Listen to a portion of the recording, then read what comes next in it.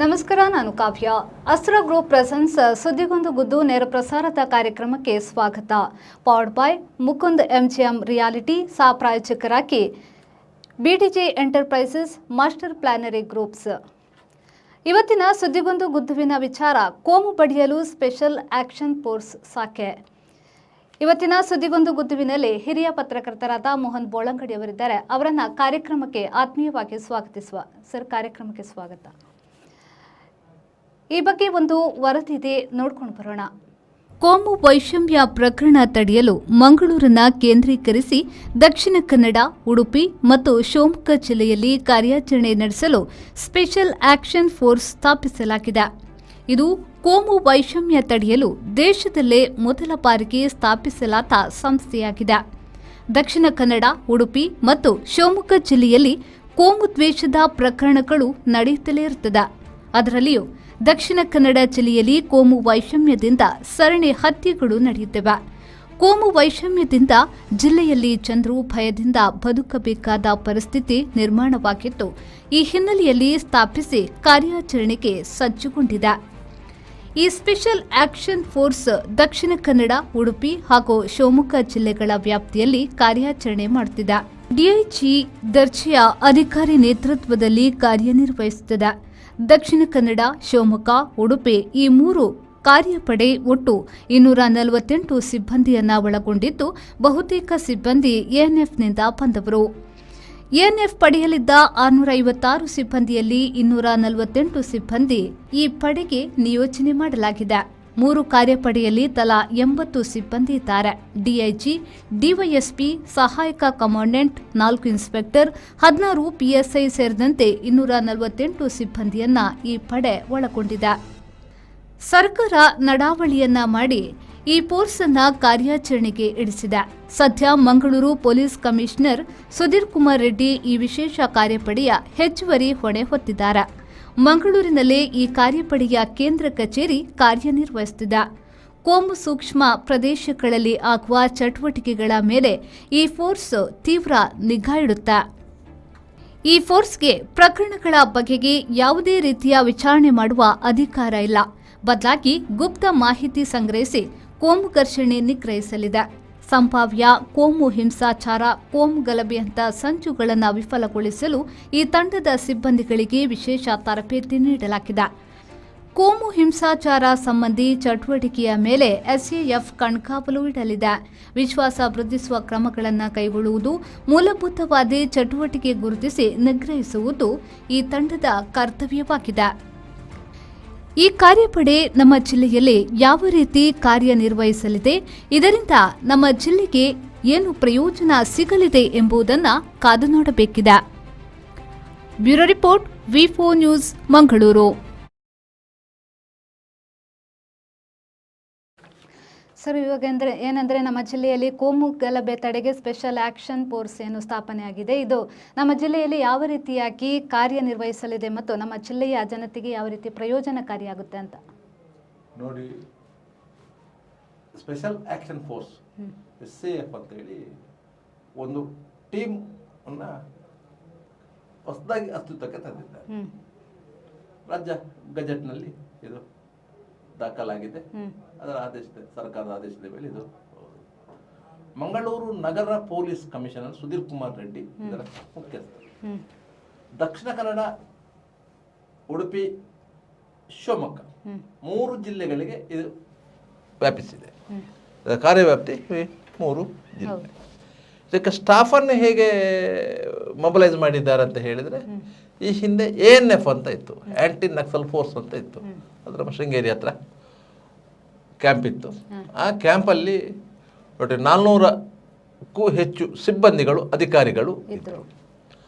ಈಗ ಆಂಟಿ ನಕ್ಸಲ್ ಫೋರ್ಸ್ಗಳ ಕಾರ್ಯಾಚರಣೆಯ ಪರಿಣಾಮವಾಗಿ ಇಡೀ ಪಶ್ಚಿಮ ಘಟ್ಟದ ವ್ಯಾಪ್ತಿಯಲ್ಲಿ ನಕ್ಸಲ್ ಚಟುವಟಿಕೆ ಕ್ಷೀಣವಾಗಿದೆ. ಆಲ್ಮೋಸ್ಟ್ ಇಲ್ಲ ಅಂತ ಆಗ್ಬೋದು. ಉಳಿದಂಥ 4-5 ಮಂದಿ ನಕ್ಸಲರು ಸರ್ಕಾರದ ಎದುರು ಶರಣಾಗಿದ್ದಾರೆ. ವಿಕ್ರಮ್ ಗೌಡರ ಎನ್ಕೌಂಟರ್ನ ನಂತರ ನಕ್ಸಲ್ ಜಂಗಾಬಲ ಉಡುಗಿ ಹೋಯಿತು. ಅದರಿಂದಾಗಿ ಅವರಿಗೆ ಕೆಲಸ ಇಲ್ಲದೆ ಅವರು ಸುಮ್ಮನೆ ಇದ್ದರು.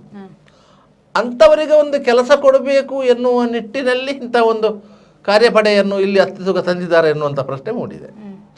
ಆದರೂ ಉದ್ದೇಶ ಒಳ್ಳೆಯದೇ, ಆದರೆ ಇದರ ಕಾರ್ಯ ವ್ಯಾಪ್ತಿ ಮತ್ತು ಕಾರ್ಯಕ್ಷಮತೆ ಇದರ ಬಗ್ಗೆ ಸಂಶಯಗಳಿರುವುದು. ಯಾಕಂತ ಹೇಳಿದರೆ ಗೃಹ ಸಚಿವ ಜಿ ಪರಮೇಶ್ವರ್ ಅವರೇ ಹೇಳಿದಂತೆ ಇದು ಒಂದು ಸ್ಟ್ರೈಕಿಂಗ್ ಫೋರ್ಸು ಹೊರತು ಇದು ಒಂದು ಇನ್ವೆಸ್ಟಿಗೇಷನ್ ಫೋರ್ಸ್ ಅಲ್ಲ. ಇವರಿಗೆ ಯಾವುದೇ ಅಧಿಕಾರ ಇಲ್ಲ. ಈಗ ಪೊಲೀಸ್ ಸ್ಟೇಷನಲ್ಲಿ ಯಾವೆಲ್ಲ ಅಧಿಕಾರಗಳಿರ್ತವೋ ಅಂತ ಯಾವುದೇ ಅಧಿಕಾರ ಇಲ್ಲ. ಇವರಲ್ಲಿ ಇರುವಂತಹ ಸೀಮಿತ ಅಧಿಕಾರ ಅಂತ ಹೇಳಿದರೆ ಒಂದು ಅವರು ಪೊಲೀಸ್ ಆದರೆ ಅವರಿಗೆ ಎಲ್ಲ ರೀತಿಯ ಅಧಿಕಾರಗಳು ಇರ್ತದೆ, ಇಲ್ಲಂತ ಹೇಳುವುದಿಲ್ಲ. ಯಾವುದೇ ಒಬ್ಬ ಪೊಲೀಸ್ ಆಗಿರ್ಬೋದು, ಅವರು ಆಯಾ ಸಂದರ್ಭದಲ್ಲಿ ಯಾವುದೇ ರೀತಿಯ ಪರಿಸ್ಥಿತಿಯನ್ನು ಎದುರಿಸಲು ಶಕ್ತರಿರ್ತಾರೆ. ಅದು ಪೊಲೀಸ್. ಇವರು ಸಹ ಅಷ್ಟೇ. ಇವರಂದ್ರೆ ಏನು, ಗುಪ್ತಚರ ಮಾಹಿತಿಯನ್ನು ಸಂಗ್ರಹಿಸೋದು ಮಾತ್ರ. ಇವರು ಗುಪ್ತಚರ ಮಾಹಿತಿಯನ್ನು ಸಂಗ್ರಹಿಸೋದು, ಇವರು ಕೇವಲ ಸ್ಟ್ರೈಕಿಂಗ್ ಫೋರ್ಸ್ ಅಷ್ಟೇ. ಇವ್ರದ್ದು ಏನಂತ ಹೇಳಿದರೆ ಒಂದು 10 ಮಂದಿ ಸೇರಿ ಗಲಾಟೆ ಮಾಡ್ತಾ ಇದ್ದಾರೆ ಅಂತ ಹೇಳುವಾಗ ಸ್ಥಳೀಯ ಪೊಲೀಸರಿಂದ ಮಾಹಿತಿ ಬಂದ ಕೂಡಲೇ ಇವರು ಆ ಟೀಮ್ ಆಗಿ ಹೋಗಿ ಅದನ್ನು ಕಂಟ್ರೋಲ್ ಮಾಡುವಂಥದ್ದು, ಲಾಠಿ ಚಾರ್ಜ್ ಮಾಡುವಂಥದ್ದು, ಗುಂಡು ಹರಿಸುವಂಥದ್ದು, ಸೆಲ್ ಸಿಡಿಸುವಂಥದ್ದು, ಇಂಥದ್ದು ಮಾಡಿ ಆ ಮಾಬ್ ಅನ್ನು ಕಂಟ್ರೋಲ್ ಮಾಡುವಂಥದ್ದು, ಮಾಬ್ ಅನ್ನು ಡಿಸ್ಟ್ರಾಯ್ ಮಾಡುವಂಥ ಕೆಲಸವನ್ನು ಮಾತ್ರ ಇವರು ಮಾಡಬೇಕೇ ಹೊರತು ಬೇರೆ ಯಾವ ಕಾರ್ಯಚಟುವಟಿಕೆಗಳು ಇವರ ವ್ಯಾಪ್ತಿಯಲ್ಲಿಲ್ಲ. ಈಗಾಗಲೇ ರಾಜ್ಯದಲ್ಲಿ RAF ಅನ್ನೋ ಒಂದು ಪಡೆ ಇದೆ. RAF ಅಂತ ಹೇಳಿದರೆ ರ್ಯಾಪಿಡ್ ಆಕ್ಷನ್ ಫೋರ್ಸ್ ಅಂತ ಹೇಳಿ, ಇದು ರಾಜ್ಯ ಮಟ್ಟದಲ್ಲಿ ಇರುವಂಥದ್ದು.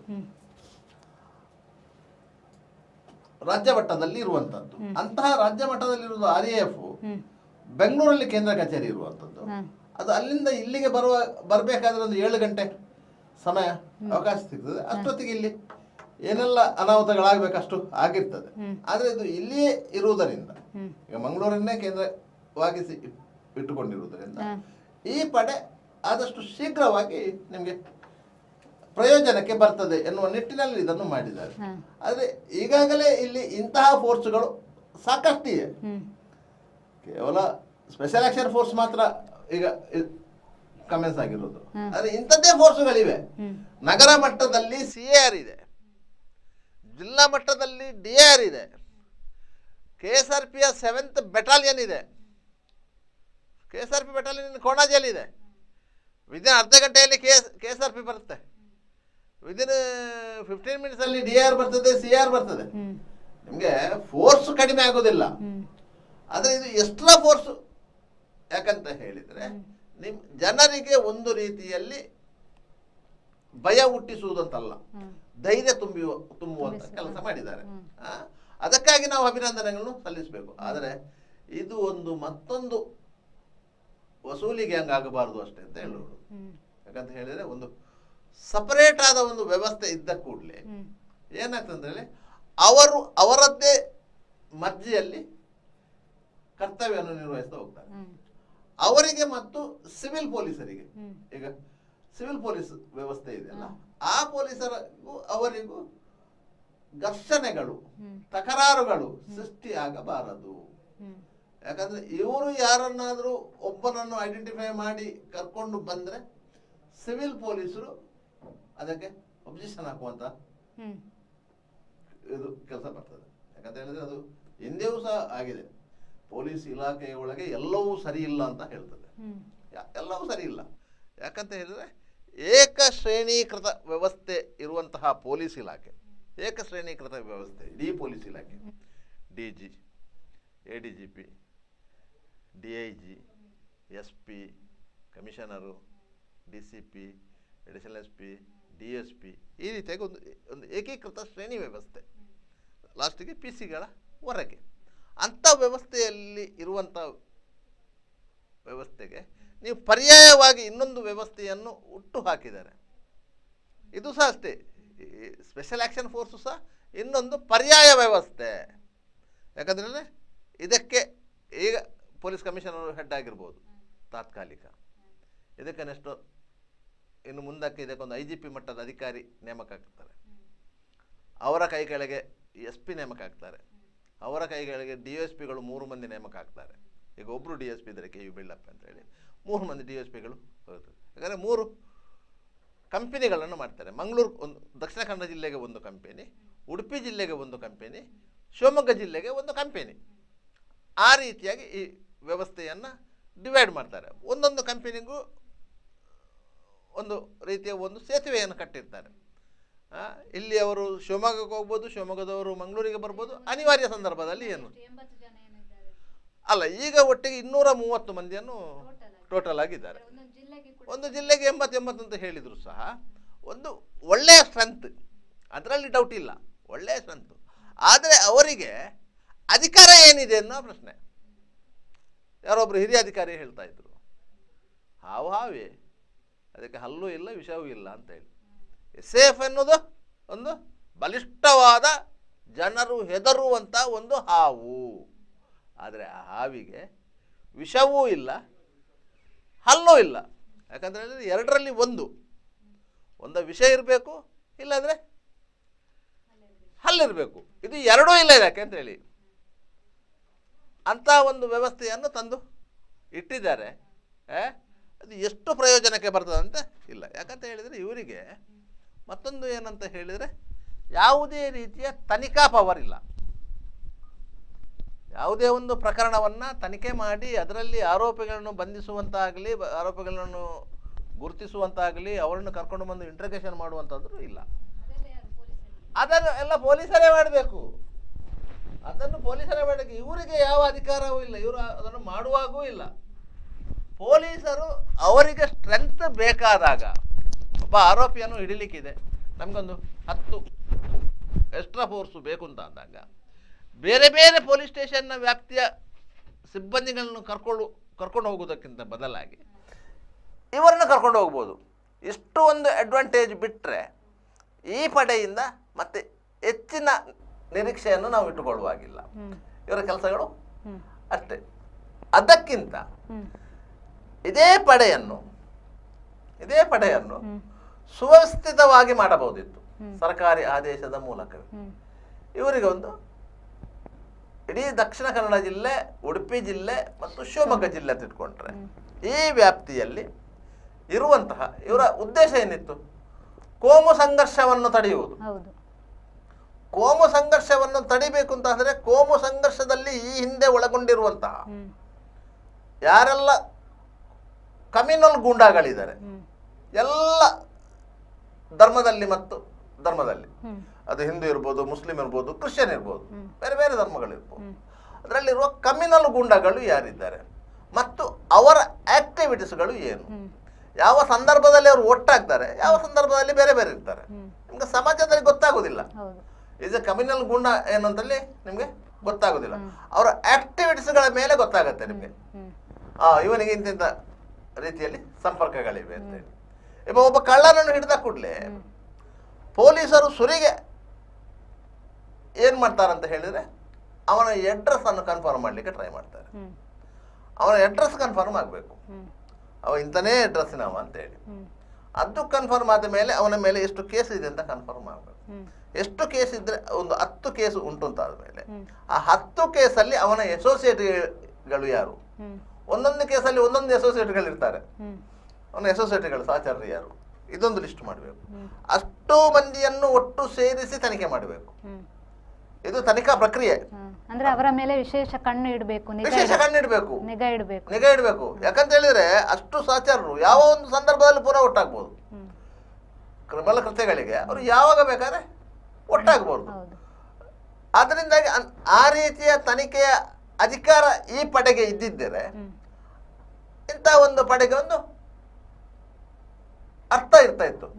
ಇಲ್ಲದ್ರೆ ಇವರು ಏನಂತ ಹೇಳಿದರೆ, ಇವರು ಅಲ್ಲಿ ANF ನಲ್ಲಿ ಏನು ಮಾಡಿದ್ದಾರೋ, ANF ನಲ್ಲಿ ಶೃಂಗೇರಿ ಆ ಭಾಗದಲ್ಲಿ ಒಂದು ಕ್ಯಾಂಪ್ ಮಾಡಿ ಅಲ್ಲಿ ಏನು ಮಾಡಿದ್ದಾರೋ, ನಕ್ಸಲ್ ಪೀಡಿತ ಪ್ರದೇಶ ಅಂತ ಹೇಳಿ ಅಲ್ಲಿ ಹೋಗಿ ಆ ಕಾಡಂಚಿಗೆ ಹೋಗಿ ಅಲ್ಲಿ ಕೂಮಿಂಗ್ ಮಾಡಿಕೊಂಡು ಅಲ್ಲಿಯ ಆದಿವಾಸಿಗಳನ್ನ, ಅಲ್ಲಿಯ ಬಡ ಜನರನ್ನ ಯಾವ ರೀತಿ ಗೋಳು ಒಯ್ಕೊಂಡಿದ್ದಾರೋ ಅದನ್ನೇ ಇಲ್ಲಿ ಕಂಟಿನ್ಯೂ ಮಾಡಲಿಕ್ಕೆ ಆಗುತ್ತಿಲ್ಲ. ಇದು ನಗರ ಪ್ರದೇಶ. ಕಾಡ ಪ್ರದೇಶದಲ್ಲಿ ಬಡವರನ್ನ ಅವಿದ್ಯಾವಂತರನ್ನ ಮಾಡಿದ ಹಾಗೆ ಈ ನಗರ ಪ್ರದೇಶದಲ್ಲಿ ಇವರಿಗೆ ಏನೂ ಮಾಡ್ಲಿಕ್ಕೆ ಆಗೋದಿಲ್ಲ. ಇವರೊಂದು ಮನೆಯ ಬಾಗಿಲು ತುಳಿಬೇಕಾದ್ರೆ 10 ಸಾರಿ ಆಲೋಚನೆ ಮಾಡಬೇಕು, 10 ಸಾರಿ ಆಲೋಚನೆ ಮಾಡಬೇಕು ಯಾರ ಮನೆಗೆ ನಾವು ಹೋಗ್ತಾ ಇದ್ದೇವೆ ಅನ್ನೋದು. ಅದರ ಮನೆಯಲ್ಲಿ ಕ್ರಿಮಿನಲ್ಲೇ ಇರ್ಬೋದು, ಇಲ್ಲಂತಲ್ಲ, ಅವನಿಗೂ ಸ್ವಲ್ಪ ಕಾನೂನಿನ ಜ್ಞಾನ ಇರುತ್ತದೆ. ಒಬ್ಬ ಕಳ್ಳನನ್ನೇ ನೀವು ಹಿಡಿಬೋದು, ಅವನಿಗೆ ಗೊತ್ತಿರ್ತದೆ ನನ್ನನ್ನು ಇವರು ಹಿಡಿದ್ರೆ 24 ಗಂಟೆ ಒಳಗೆ ನ್ಯಾಯಾಲಯದ ಮುಂದೆ ಹಾಜರುಪಡಿಸಬೇಕು ಅಂತೇಳಿ. ಅವ ಹೇಳ್ತಾನೆ, ಅಣ್ಣ ಹಿಡಿದಿದ್ದೀರಲ್ಲ, ಸರಿ ಹೋಗ್ತೇನೆ, ಕೊಂಡೋಗಿ ನ್ಯಾಯಾಲಯದ ಮುಂದೆ ಹಾಜರುಪಡಿಸಿ ಅಂತೇಳಿ. ಪೊಲೀಸರು ಹಾಜರುಪಡಿಸಲಿಕ್ಕೆ ಸಾಧ್ಯ ಆಗ್ತದ? ಅವನೊಬ್ಬ ಕಳ್ಳ ಅಂತ ಹೇಳಿ ನ್ಯಾಯಾಲಯದ ಮುಂದೆ ಸಾಕ್ಷ್ಯ ಪ್ರೊಡ್ಯೂಸ್ ಮಾಡ್ಲಿಕ್ಕೆ ಆಗತ್ತ? ಆಗೋದಿಲ್ಲ. ಅದು ಕಳ್ಳನಿಗೂ ಗೊತ್ತಿದೆ, ಇವರೊಂದು 10 ದಿವಸ ನನ್ನ ಇಟ್ಕೊಳ್ತಾರೆ ಅಂತ ಹೇಳಿ. ಆ ಸಂದರ್ಭದಲ್ಲಿ ಕಳ್ಳನ ವಕೀಲರಾಗ್ಲಿ, ಕಳ್ಳನ ಮನೆಯವರಾಗ್ಲಿ ನ್ಯಾಯಾಲಯಕ್ಕೆ ಸರ್ಚ್ ವಾರಂಟೋ ಇಲ್ಲಾಂದ್ರೆ ABS ಕಾರ್ಪಸ್ ಹಾಕಿದ್ರೆ, ಇಂಥ ಬುದ್ಧಿವಂತರು ಈ ಜಿಲ್ಲೆಯಲ್ಲಿದ್ದಾರೆ.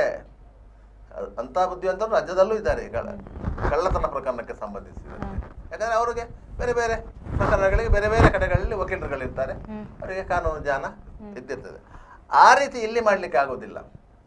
ಈಗ ನೀವು ಯಾವುದೇ ಒಂದು ಹೊಸ ಪಡೆಯನ್ನು ರಚನೆ ಮಾಡಿದಾಗ ಜನರಿಗೆ ಆ ಪಡೆಯ ಮೇಲೆ ವಿಶ್ವಾಸ ಮೂಡಿಸುವಂತ ಕೆಲಸ ಮಾಡಬೇಕು, ವಿಶ್ವಾಸ ಮೂಡಿಸುವಂತ ಕೆಲಸ ಮಾಡಬೇಕು.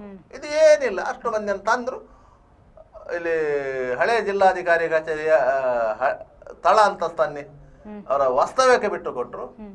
ಪೊಲೀಸ್ ಗೆಸ್ಟ್ ಹೌಸಿನಲ್ಲಿ ಒಂದು ಕಚೇರಿ ರೆಡಿ ಮಾಡಿದ್ರು, ಅಲ್ಲಿ ಕೂರಿಸಿದ್ದಾರೆ. ಇನ್ನು ಇವರು ಕಾಯ್ಬೇಕು ಎಲ್ಲಿ ಗಲಾಟೆ ಆಗ್ತದೆ ಅಂತ ಹೇಳಿ. ಕೆಲಸ ಶುರು ಮಾಡ್ಬೇಕಲ್ಲ, ಇನ್ನು ಎಲ್ಲಿ ಗಲಾಟೆ ಆಗ್ತದೆ ಅಂತ ಕಾಯ್ಬೇಕು. ಗಲಾಟೆ ಆಗದೇ ಇದ್ರೆ ಇವರಿಗೆ ಕೆಲಸ ಇಲ್ಲ, ಆಯ್ತಾ? ಅವರು ಬೆಳಿಗ್ಗೆ ಎದ್ದು ಹೇಗೋ ಪೆರೇಡ್ ಗ್ರೌಂಡ್ ಇದೆ, ಅಲ್ಲಿ ಪೆರೇಡ್ ಮಾಡ್ತಾರೆ, ಅದು ಮಾಡ್ತಾರೆ. ಅವರು ನಿತ್ಯ ಕರ್ಮ ಚಟುವಟಿಕೆ ಅಂತ ನಾವು ಹೇಳ್ತೇವೆ ಅಂತದನ್ನೆಲ್ಲ ಮಾಡ್ತಾ ಇರ್ತಾರೆ. ಹೊರತು ಇದು ಒಂದು ರೀತಿಯಲ್ಲಿ ಕೋಮು ಸಂಘರ್ಷ ತಡೆಗೆ ಒಂದು ಆಯುಧ ಆಗುತ್ತದೆ ಎನ್ನುವ ನಿರೀಕ್ಷೆ ಇಲ್ಲ. ಆಗಬೇಕು ಎನ್ನುವುದು ನಿರೀಕ್ಷೆ, ಆಗ್ತದೆ ಎನ್ನುವ ನಿರೀಕ್ಷೆ ಇಲ್ಲ. ಯಾಕಂತ ಹೇಳಿದ್ರೆ ಇದಕ್ಕೆ ಕಾನೂನಿನ ಬಲ ಇಲ್ಲ. ಯಾವುದೇ ಒಂದು ಟೀಮ್ ಮಾಡುವುದಾದ್ರೂ ನಿಮಗೊಂದು ಕಾನೂನಿನ ಬಲ ಇರಬೇಕು, ಅದಕ್ಕೊಂದು ಅಧಿಕಾರಿ ಗಟ್ಟಿಯಾಗಿರಬೇಕು. ನಾಳೆ ಏನಾದರೂ ಈ ಪಡೆ ಎಲ್ಲಿಗಾದರೂ ಹೋಗಿ ಒಂದು ರೈಡ್ ಮಾಡಿ ಏನಾದರೂ ತೊಂದರೆ ಆಯಿತು ಅಂತ ಇಟ್ಟುಕೊಳ್ಳಿ, ಇವರನ್ನು ಅಸ್ತಿತ್ವಕ್ಕೆ ತಂದ ಯಾವ ಅಧಿಕಾರಿಗಳು ಇವರ ಪರವಾಗಿ ಬರುವುದಿಲ್ಲ, ಸರ್ಕಾರವು ಇವರ ಪರವಾಗಿ ಬರುವುದಿಲ್ಲ. ಇವರೇ ಜೈಲಿಗೆ ಹೋಗಬೇಕು. ಇದೇ ಆಂಟಿ ನಕ್ಸಲ್ ಫೋರ್ಸು ಆಗುಂಬೆ ಕೆರೆಕಟ್ಟೆಯಲ್ಲಿ ಒಂದು ಕಾರ್ಯಾಚರಣೆ ಅಂತ ಮಾಡಿತ್ತು. ಕಾರ್ಯಾಚರಣೆ ಅಲ್ಲದೆ ಆಕ್ಚುಲಿ ಆ ಭಾಗದಿಂದ ಬರುತ್ತಿದ್ದಂತಹ ಒಂದು ಟೆಂಪೋದಲ್ಲಿ ಅಕ್ರಮವಾಗಿ ಗೋವುಗಳನ್ನು ಸಾಗಾಟ ಮಾಡ್ತಿದ್ರು. ಅಲ್ಲಿ ಚೆಕ್ ಪೋಸ್ಟ್ ಇದೆ, ಫಾರೆಸ್ಟ್ ಚೆಕ್ ಪೋಸ್ಟ್ ಇದೆ. ಆ ಫಾರೆಸ್ಟ್ ಚೆಕ್ ಪೋಸ್ಟಿಗೆ ಆ ಟೆಂಪೋದವರು 3,500 ರೂಪಾಯಿ ಲಂಚ ಕೊಡ್ಲಿಕ್ಕಿದೆ. ಲಂಚ ಇಲ್ಲ, ನಾವು ಬಿಡುದಿಲ್ಲ, ಅಲ್ಲಿ ಗೇಟ್ ಹಾಕ್ತಾನೆ. ಅದರಲ್ಲಿ ಅಕ್ರಮ ಕಳವು ಮಾಡಿ ತಂದಂತಹ ಗೋವುಗಳಿವೆ, ಆಯ್ತಾ? ಹಾಗೆ ಹೋಗುವಾಗ ಇವರು ಆಂಟಿ ನಕ್ಸಲ್ ಫೋರ್ಸು ಅಲ್ಲಿ ಕೂಮಿಂಗ್ ಕಾರ್ಯಾಚರಣೆ ಮಾಡ್ಕೊಂಡು ಅಲ್ಲಿಗೆ ಬಂದಿದ್ದಾರೆ. ಬಂದಾಗ ಅವರಿಗೆ ಇವರಿಗೇನು ಮಿಸ್ಅಂಡರ್ಸ್ಟ್ಯಾಂಡ್ ಆಗಿದೆ. ಇವರು ನಕ್ಸಲ್ ಅಂತ ಗ್ರಹಿಸಿ ಹೊಡೆದ್ರ, ಅವರು ಏನಾದರೂ ರಿಯಾಕ್ಟ್ ಮಾಡಿದಾಗ ಇವರಿಗೆ ಸಂಶಯ ಬಂತ ಏನೋ ಹಾಗೆ ಇವರು ಫೈರಿಂಗ್ ಮಾಡಿದ್ರು. ಜೋಕಟ್ಟೆಯ ಕಬೀರ್ ಅಂತೇಳಿ ಒಬ್ರು ಶಾರ್ಟ್ ಡೆತ್ ಆದಾಗ ಬಾಕಿಯವರೆಲ್ಲ ಓಡಿದ್ರು. ಬೆಳಿಗ್ಗೆ ಆಗುವಾಗ ಜೋಕಟ್ಟೆಗೆ ಸುದ್ದಿ ಬಂತು, ಸುರತ್ಕಲ್ ಶಾಸಕರಾಗಿದ್ದಂಥ ಮೊಯ್ದೀನ್ ಭಾವನ್ ಅವರಿಗೆ ಸುದ್ದಿ ಬಂತು. ಅವರು ಸರ್ಕಾರದ ಗಮನಕ್ಕೆ ತಂದ್ರು, ಇದು ಎನ್ಕೌಂಟರ್ ಆಗಿದೆ ಅಂತ ಆಯ್ತು. ಯಾರು ಆ ಜವಾಬ್ದಾರಿಯನ್ನು ವಹಿಸಿಕೊಳ್ಳಿಲ್ಲ. ಆ ಆಂಟಿ ನಕ್ಸಲ್ ಫೋರ್ಸಿನ 10 ಮಂದಿ ಅಧಿಕಾರಿಗಳ ಮೇಲೆ ಕ್ರಿಮಿನಲ್ ಕೇಸ್ ದಾಖಲಾಯಿತು, ಮರ್ಡರ್ ಕೇಸ್ ಚಿಕ್ಕಮಂಗ್ಳೂರಲ್ಲಿ. ಅವರು ಕೋರ್ಟ್ಗೆ ಹಾಜರಾದ್ರು, ಕೋರ್ಟ್ ಅವರನ್ನು ಜೈಲಿಗೆ ಕಳಿಸಿತ್ತು. ಏನು ಕ್ರಿಮಿನಲ್ ಕೇಸ್ ದಾಖಲಾಯಿತು, ಮರ್ಡರ್ ಕೇಸು, ಅದನ್ನು ಅವರು ಫೇಸ್ ಮಾಡಲೇಬೇಕಾಯ್ತು. ಅಂತ ಪರಿಸ್ಥಿತಿ ಎಲ್ಲಿಯೂ ಬರ್ಬೋದು. ಯಾಕಂದ್ರೆ ಅದು ಸಹ ಅಫಿಷಿಯಲ್ ಫೋರ್ಸ್ ಅಲ್ಲ. ನಿಮಗೆ ಆಂತರಿಕ ಭದ್ರತಾ ವಿಭಾಗ ಅಂತ ಇದೆ ರಾಜ್ಯ ಮಟ್ಟದಲ್ಲಿ. ಅದರ ಅಡಿಯಲ್ಲಿ ಇದೆಲ್ಲ ಬರುವಂಥದ್ದು. ಆಂಟಿ ನಕ್ಸಲ್ ಫೋರ್ಸ್ ಇರ್ಬೋದು, ಇಂಥ ಒಂದೊಂದು ಸ್ಕ್ವಾಡ್ ಮಾಡುವಂಥದ್ದೆಲ್ಲ ಆ ವಿಭಾಗದ ಅಡಿಯಲ್ಲಿ ಬರುವಂಥದ್ದು. ಅಂದ್ರೆ ಈಗ ರಾಜ್ಯ ಸರ್ಕಾರವೇ ಇವರನ್ನ ನಿಯೋಜನೆ ಮಾಡಿದ್ರು ಕೂಡ ಯಾಕೆ ಇವರಿಗೆ ಅಧಿಕಾರ ಇಲ್ಲ ಅಂತ? ರಾಜ್ಯ ಸರ್ಕಾರವೇ ನಿಯೋಜನೆ ಮಾಡಿದೆ, ಯಾಕಂದ್ರೆ ರಾಜ್ಯ ಸರ್ಕಾರದ ಸ್ಟಾಫ್ ಇವರು.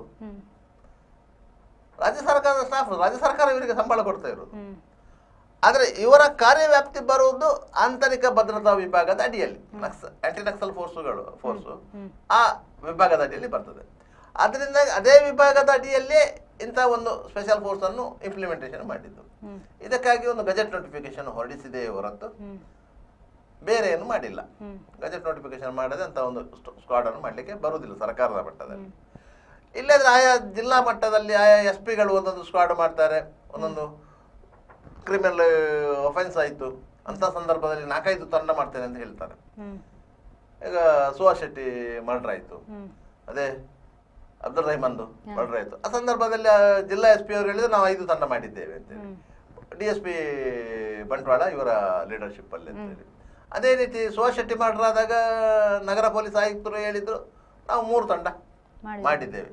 ಅದು ಎಲ್ಲಿಗೆ ಅಂತೇಳಿ ಆ ಕೇಸಿಗೆ ಸಂಬಂಧಪಟ್ಟಾಗೆ ಮಾತ್ರ, ಆ ಕೇಸಿಗೆ ಸಂಬಂಧಪಟ್ಟಾಗ ಆ ಆರೋಪಿಗಳನ್ನ ಬಂಧಿಸಿತ್ತು, ರಿಕವರಿ ಮಾಡಿತ್ತು ಆಯಾ ಕನ್ಸರ್ನ್ ಪೊಲೀಸ್ ಸ್ಟೇಷನ್ ಯಾರು IO ಇತ್ತು ಅವ್ರ ಎದುರಿಗೆ ಪ್ರೊಡ್ಯೂಸ್ ಮಾಡಿತ್ತು. ಆ ತಂಡದ ಜವಾಬ್ದಾರಿ ಅಷ್ಟು ಮಾತ್ರ. ಇಂತಹ ತಂಡ ಮಾಡುವಾಗ ಇಸ್ ಎ ಪರ್ಮನೆಂಟ್ ಸೊಲ್ಯೂಷನ್. ಒಂದು ತಂಡ ಅಂತ ಹೇಳಿದ್ರೆ ಇಸ್ ಎ ಪರ್ಮನೆಂಟ್ ಸೊಲ್ಯೂಷನ್. ಇಂಥ ತಂಡ ಮಾಡುವಾಗ ಅದಕ್ಕೊಂದು ಸರ್ಕಾರಿ ಆದೇಶ ಇರಬೇಕು. ಇದು ಕೇವಲ ಸರ್ಕಾರಿ ಆದೇಶದ ಮೇಲೆ ಆದದ್ದಲ್ಲ, ಇದು ಕೇವಲ ಗೆಜೆಟ್ ನೋಟಿಫಿಕೇಶನ್ ಆಧಾರದಲ್ಲಿ ಆಗಿರುತ್ತದೆ. ಇದಕ್ಕೆ ಕಾನೂನಿನ ಬಲವೂ ಇಲ್ಲ, ಕಾನೂನಿನ ನೆರವೂ ಇಲ್ಲ. ಅದಕ್ಕೆ ಹೇಳಿದು ಈ ತಂಡ ಕೆಲಸ ಮಾಡುವಾಗ, ಕರ್ತವ್ಯ ನಿರ್ವಹಿಸುವಾಗ ಅತ್ಯಂತ ಎಚ್ಚರಿಕೆಯಿಂದ ಇರಬೇಕು. ಏನಾದರೂ ಮಾನವ ಹಕ್ಕುಗಳ ಉಲ್ಲಂಘನೆ ಆಯಿತು ಅಂತ ಹೇಳಿ ಯಾರಾದರೂ ಕಂಪ್ಲೇಂಟ್ ಮಾಡಿದರೆ ಎಲ್ಲರೂ ಜೈಲಿನ ಮುಖ ನೋಡಬೇಕಾಗುತ್ತೆ. ಅಂತ ಪರಿಸ್ಥಿತಿಯಲ್ಲಿ ಆ ತಂಡ ನಿರ್ವಹಿಸಬೇಕು. ನಿಮಗೆ ಮಾಬು ಕ್ರಿಯೇಟ್ ಆದಾಗ ಅದನ್ನು ನಿಯಂತ್ರಿಸುವ ಸಂದರ್ಭದಲ್ಲಿ 10 ವುಮೆನ್ ರೈಟ್ಸ್ ವಯೋಲೇಷನ್ಗಳಾಗ್ತವೆ. ಅದು ಸಹಜ, ಅದು ಸಹಜ. ಲಾಠಿ ಚಾರ್ಜ್ ಆಗ್ತದೆ, ಟಿಯರ್ ಗ್ಯಾಸ್ ಶೆಲ್ ಸಿಡಿಸ್ತಾರೆ, ಫೈರಿಂಗ್ ಆಗುತ್ತೆ, ಅದರಲ್ಲಿ ಏನೋ ಅಪ್ಪಿ ತಪ್ಪಿ ಗುಂಡು ಬಿದ್ದು ಡೆತ್ ಆಗ್ತಾರೆ, ಅದಕ್ಕೊಂದು ತನಿಖೆ ಆಗತ್ತೆ. ಇಂಥದ್ದೆಲ್ಲ ಆಗುವಾಗ ಅದಕ್ಕೆ ಒಂದು ಸರ್ಕಾರದ ಶ್ರೀರಕ್ಷೆ ಇರ್ತದೆ, ಕಾನೂನಿನ ವ್ಯಾಪ್ತಿಯ ಒಳಗೆ ಅದು ಆಗಿರ್ತದೆ. ಆದರೆ ಇವರು ಏನಾದರೂ ಮಾಡ್ಲಿಕ್ಕೆ ಹೋದ್ರೆ ಅದು ಕಾನೂನು ವ್ಯಾಪ್ತಿಯನ್ನು ಮೀರಿ ಇರ್ತದೆ. ನ್ಯಾಯಾಲಯಗಳು ಅದನ್ನು ಒಪ್ಪುವುದಿಲ್ಲ. ನ್ಯಾಯಾಲಯದ ಮೆಟ್ಟಿಲು ಹಾಕ್ತಿದ್ರೆ ಇದನ್ನು ನ್ಯಾಯಾಲಯಗಳು ಒಪ್ಪುವುದಿಲ್ಲ. ಅಧಿಕಾರ ಸಂಘ ಯಾಕೆ ಮಾಡಿದ್ರಿ, ಒಬ್ಬ ಮನುಷ್ಯನ ಜೀವವನ್ನು ತೆಗೆದಿರಲ್ಲ ಅಂತ ಹೇಳಿ. ಒಬ್ಬ ಅಪರಾಧ ಮಾಡಿ ಅವನ ಅಪರಾಧ ನ್ಯಾಯಾಲಯದಲ್ಲಿ ಸಾಬೀತಾಗಿ ಅವನಿಗೆ ಮರಣದಂಡನೆ ಶಿಕ್ಷೆ ವಿಧಿಸಿದ್ರು ಸಹ ಅಂತಿಮ ಕ್ಷಣದವರೆಗೂ ಆತನಿಗೆ ಎಲ್ಲ ರೀತಿಯ ನೆರವನ್ನು ಒದಗಿಸಬೇಕಾಗುತ್ತದೆ ಈ ದೇಶದ ಸಂವಿಧಾನದ ಪ್ರಕಾರ. ರಾಷ್ಟ್ರಪತಿಗಳು ದಯಾಭಿಕ್ಷೆಯನ್ನು ನಿರಾಕರಿಸಿದ ನಂತರವೂ, ಆತನಿಗೆ ಬ್ಲ್ಯಾಕ್ ವಾರಂಟ್ ಇಶ್ಯೂ ಆದ ನಂತರವೂ ಸುಪ್ರೀಂ ಕೋರ್ಟ್ ಮಧ್ಯಪ್ರವೇಶ ಮಾಡಿದ್ದು ಇದೆ. ಕಸಬ್ ಕೇಸಲ್ಲಿ ಸುಪ್ರೀಂ ಕೋರ್ಟ್ ಮಧ್ಯರಾತ್ರಿ ಬಾಗಿಲು ತೆಗೆದು ಮಧ್ಯಪ್ರವೇಶ ಮಾಡಿದ್ದು.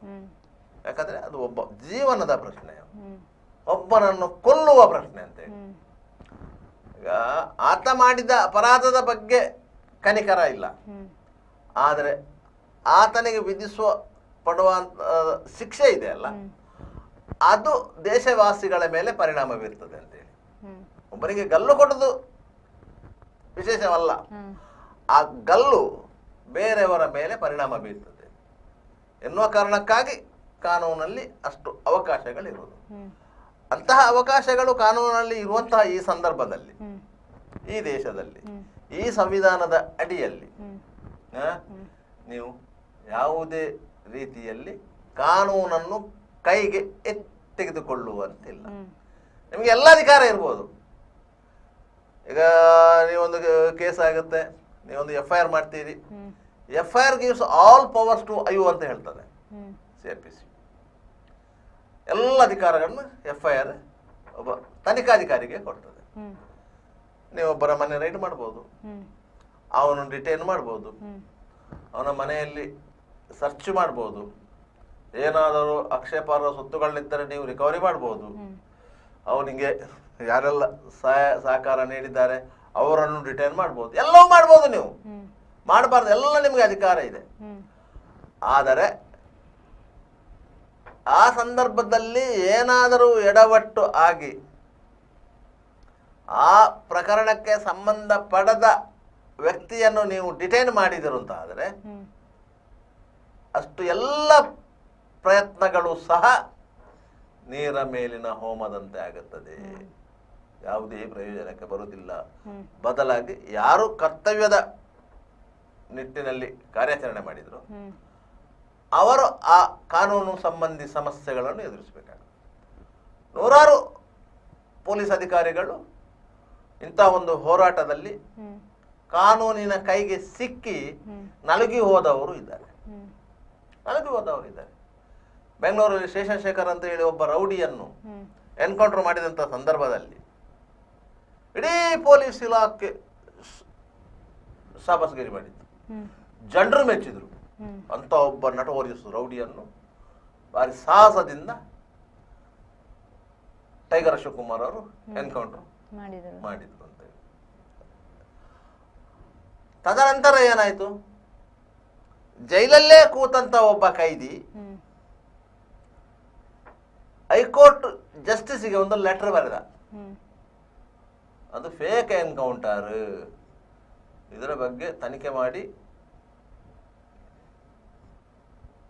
ಅಪರಾಧಿಯ ಮೇಲೆ ಕ್ರಮ ಕೈಗೊಳ್ಳಬೇಕು ಅಂತೇಳಿ.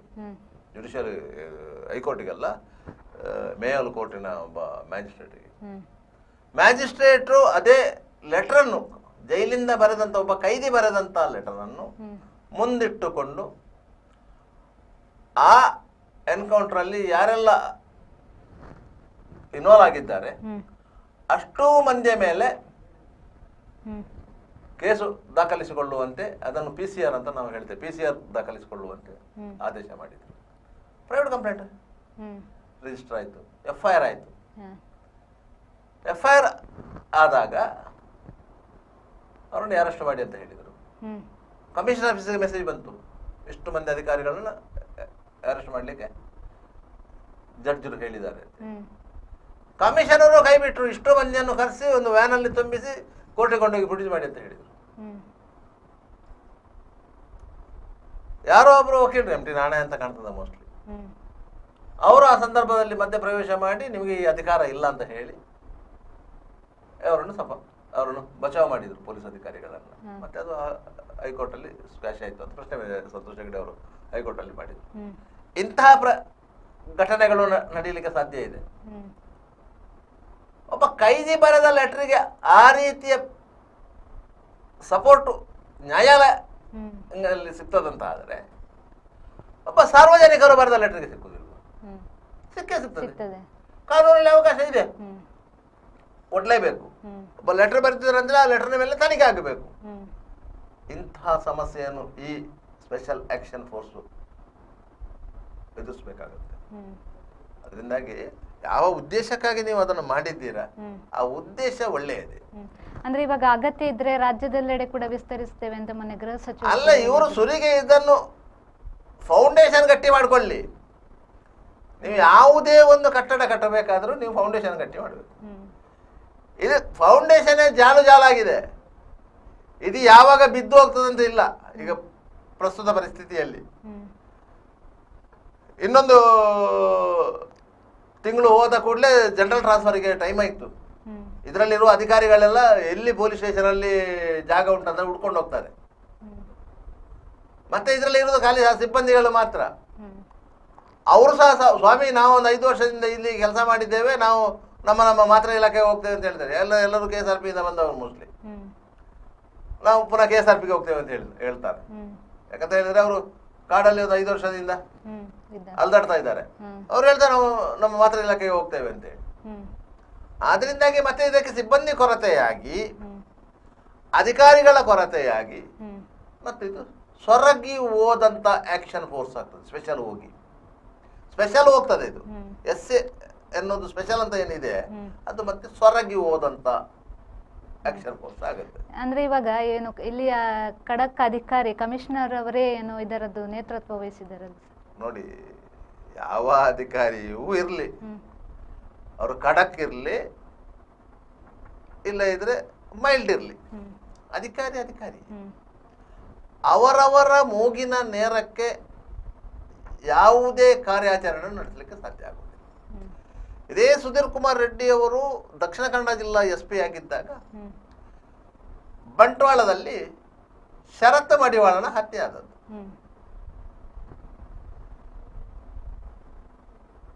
ಶರತ್ ಮಡಿವಾಳನ ಮೇಲೆ ಗಂಭೀರವಾದ ಏಟುಗಳು ಬಿದ್ದಿತ್ತು. ಆತನು ಮಂಗಳೂರಿನ ಖಾಸಗಿ ಆಸ್ಪತ್ರೆಗೆ ದಾಖಲಿಸಲಾಗಿದೆ. ಅದೇ ರಾತ್ರಿ ಶರತ್ ಮಡಿವಾಳ ಜೀವ ಬಿಟ್ಟಿದ್ದು. ಸರ್ಕಾರಿ ಒತ್ತಡದ ಹಿನ್ನೆಲೆಯಲ್ಲಿ 2 ದಿವಸ ಡೆಡ್ ಬಾಡಿಯನ್ನು ಹಾಸ್ಪಿಟಲ್ ಉಳಿಸ್ಕೊಂಡು ಇವರೇ SP ಆಗಿದ್ದದಲ್ಲ. ಹಾಗಾದ್ರೆ ಇವರ ಮೇಲೆ ಒತ್ತಡ ಏರ್ಲಿಕ್ಕೆ ಆಗ್ತದಂತ ಆಯ್ತಲ್ಲ. ಅದರ ನಂತರ ಡೆಡ್ ಬಾಡಿಯನ್ನು AJ ಹಾಸ್ಪಿಟಲಿಂದ ಅವರ ಮನೆ ಕಂದೂರವರೆಗೆ ಪ್ರೊಸೆಷನ್ ಮಾಡಲಾಯಿತು ಅಲ್ವಾ? ಅಂತ ಅಭೂತಪೂರ್ವವಾದ. ಆ ಪ್ರಕರಣದ ಆರೋಪಿಗಳನ್ನ ಅತ್ಯಂತ ಶೀಘ್ರವಾಗಿ ಪತ್ತೆ ಹಚ್ಚುವಲ್ಲಿ ಅವರು ಯಶಸ್ವಿಯಾದರು. ಅದರಲ್ಲಿ ಇವರಿಗೆ ಎಲ್ಲ ಸಿಕ್ಕಿಬಿದ್ದಂಥ ಆರೋಪಿಗಳನ್ನು ತನಿಖೆ ಮಾಡಿದ ಸಂದರ್ಭದಲ್ಲಿ ಒಬ್ಬನ ಹೆಸರು ಮಾತ್ರ ಅವರು ಹೇಳ್ತಾ ಇರೋದು. ಯಾಕಂದ್ರೆ ಆರೋಪಿಗಳು ಎಲ್ಲರೂ ಚಾಮರಾಜನಗರ PFI ಸಂಘಟನೆಗೆ ಸೇರಿದವರು. ಇವರಿಗೆ ಆಶ್ಚರ್ಯ ಆದದ್ದು ಚಾಮರಾಜನಗರದವರು ಇಲ್ಲಿ ಬಂದು ಹೇಗೆ ಆಪರೇಟ್ ಮಾಡಿದ್ರು ಅಂತ. ಇದು ಒಂದು ಲೆಕ್ಕದಲ್ಲಿ ಸುಪಾರಿ ಕಿಲ್ಲಿಂಗ್ ಅಂತ ಹೇಳಿ ನಿಘಂಟು ಆಗಿತ್ತು. ಇವರಿಗೆ ಆ ಇನ್ಫಾರ್ಮೇಶನ್ ಸಿಕ್ಕಿತ್ತು. ಅವರು ಹೋಗಿ ಅಲ್ಲಿಂದ ಹೋಗಿ ಕಾರ್ಯಾಚರಣೆ ಮಾಡಿ ಅವರನ್ನು ಕರ್ಕೊಂಡು ಬಂದಿದ್ದು. ಆಗ ಅವರನ್ನು ಯಾರು ಇಲ್ಲಿಗೆ ಕರ್ಕೊಂಡು ಬಂದಂತ ಹೇಳುವಾಗ ಇನ್ನೊಬ್ಬನ ಹೆಸರು ಬಂತು. ಅವನ ಹೆಸರು ಕಲಂದರ್ ಅಂತ ಹೇಳಿ. ಯಾಕಂದ್ರೆ ಕಲಂದರ್ ಅವರನ್ನು ಕರೆಸ್ಬೇಕಂತಂದ್ರೆ ಕಲಂದರಿಗೆ ಯಾರಾದ್ರೂ ಸುಪಾರಿ ಕೊಟ್ಟಿರ್ಬೇಕು. ಇನ್ವೆಸ್ಟಿಗೇಷನ್ ಇರೋದು ಅಲ್ಲಿ. ಯಾವುದೇ ಖಡಕ್ ಆಫೀಸರ್ ಆದ್ರೂ ಆ ತನಿಖೆ ಮಾಡಲೇಬೇಕು. ಆಯ್ತಾ? ಕಲಂದರ್ ಮನೆಗೆ ಇವರು ದಾಳಿ ಮಾಡಿದ್ರು. ಕಲಂದರ್ ಮನೆಯಲ್ಲಿ ಇರಲಿಲ್ಲ.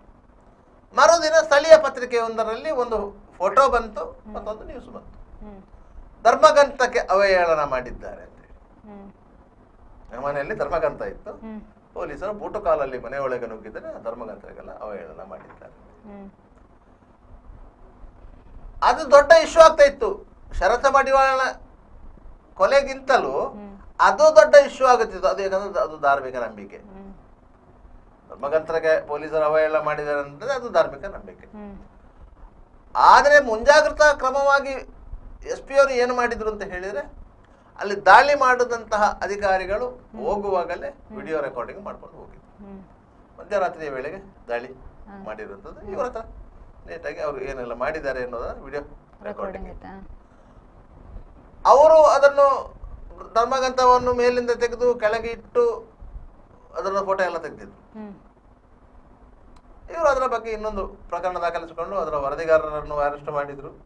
ಅದರ ಸಂಪಾದಕರ ಮೇಲೂ ಕೇಸು ಮಾಡಿದ್ರು. ಮತ್ತು ಕ್ಷಿಪ್ರವಾಗಿ ವಾಸ್ತವವಾದ ಘಟನೆ ಏನು ನಡೆದಿತ್ತು ಎನ್ನುವುದನ್ನು ವಿಡಿಯೋ ರೆಕಾರ್ಡಿಂಗ್ ಸಹಿತ ವಿವರಿಸಿದ್ರು. ನಾವು ಯಾವುದೇ ಧರ್ಮಗ್ರಂಥಕ್ಕೆ ಅವಹೇಳನ ಮಾಡಲಿಲ್ಲ, ಅಪಚಾರ ಮಾಡಲಿಲ್ಲ, ನಾವು ಆರೋಪಿಯನ್ನು ಹುಡ್ಕೊಂಡು ಹೋಗಿದ್ದೇವೆ ಅಂತ ಹೇಳಿ. ಯಾವಾಗ ಆರೋಪಿಯನ್ನು ಹುಡ್ಕೊಂಡು ಹೋಗುವ